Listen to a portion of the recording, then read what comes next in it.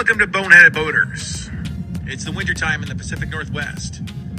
No explanation needed. Well, sometimes there's an explanation needed, and in this case, the Pacific Northwest in the wintertime, well, that's salvage season up there. And speaking of salvaging, we're going to go ahead and take a look at some other vessels that probably could use some salvaging, and some other situations where people jump in and try and salvage themselves. Welcome back, crew, to this episode of Googans of the Week.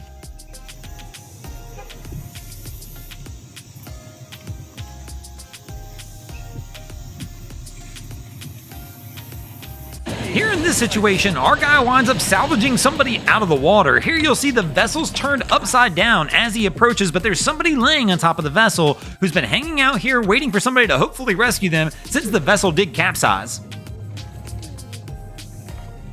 Now you can't always wait on somebody else to come over and salvage for you. Sometimes you're going to have to salvage the situation yourself. Kind of like our guy's doing here. This cruise ran out of power and they've got no way to get to the dock. And so somebody just jumped in and he's going to actually try and swim this boat over with all these people on board and see if he can get it on the dock.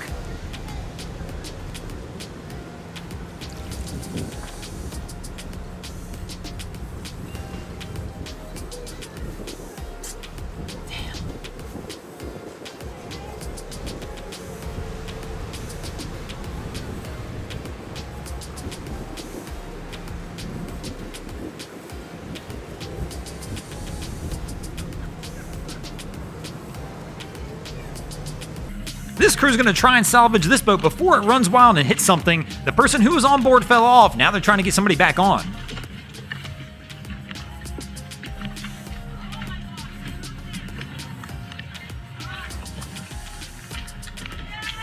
I wonder if in order to salvage this one, a couple people could just push this a little bit further and see if it just continues to roll over. And I got a feeling the salvage effort on this one's gonna be pretty big.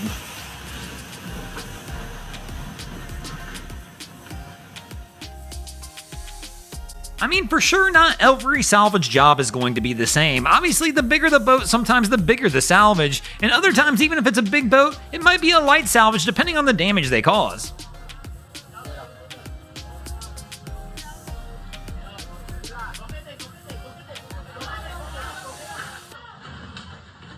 At least in this situation, the real salvage probably isn't the vessel, it's going to be the bridge. But when you gotta salvage the boat sometimes it's a little easier said than done. I have no clue how in the world this crew ran this far up the beach, but man, they must have hit the beach at full speed in order to get it launched that far up.